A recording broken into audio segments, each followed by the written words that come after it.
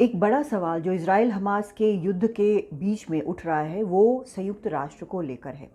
संयुक्त राष्ट्र पर अब सवाल उठाए जा रहे हैं कि संयुक्त राष्ट्र का कुछ भी कहना क्या कारगर नहीं होता है, उनके फैसले क्या कारगर नहीं होते हैं, क्या संयुक्त राष्ट्र के देश एक साथ नहीं हैं। ये सवाल क्यों उठ रहे हैं? क्योंकि 7 अक्टूबर को जब हमास के आतंकियों ने इजरायली जो आम नागरिक हैं उनके ऊपर आतंकी हमला किया, 1300 आम इजरायली मारे गए, 240 को बंधक बनाकर हमास के आतंकी गाजा में ले गए। इजराइल ने जब जवाबी हमला करना शुरू किया तो उसमें हवाई हमला किया और उसकी चपेट में बड़ी संख्या में गाजा के जो आम लोग हैं वो आए। सेक्रेटरी जनरल ने बार बार ये बयान दिया कि डिसप्रोपोर्शनेट जवाब इसका हमलों का इजराइल को नहीं देना चाहिए। उनके कहने का मतलब था कि जो चपेट में आ रहे हैं आम नागरिक, उनकी कोई गलती नहीं है और उनके ऊपर ना बम बरसाए जाए।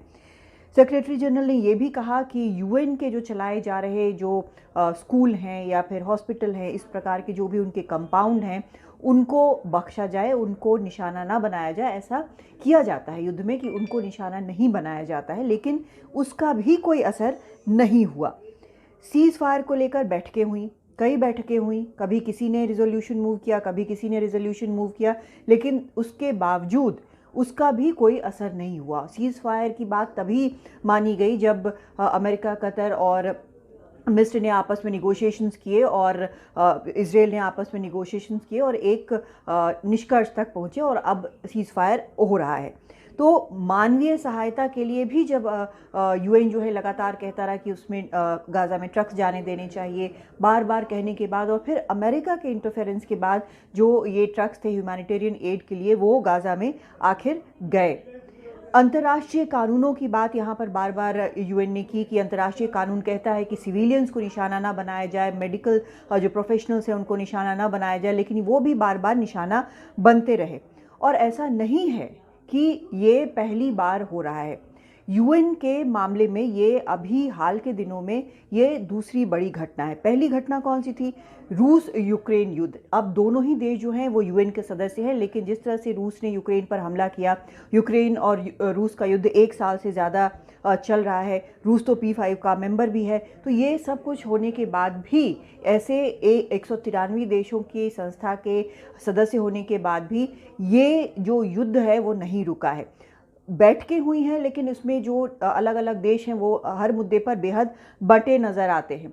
रूस यूक्रेन का युद्ध जो है उसके कारण कई देशों में खाद्यान्न समस्या उत्पन्न हुई, सप्लाई चेन्स उसके कारण रुके, तब भी और बार बार यूएन बोलता रहा, लेकिन तब भी उसका असर बहुत ज़्यादा कहीं भी किसी भी देश पर हुआ नहीं।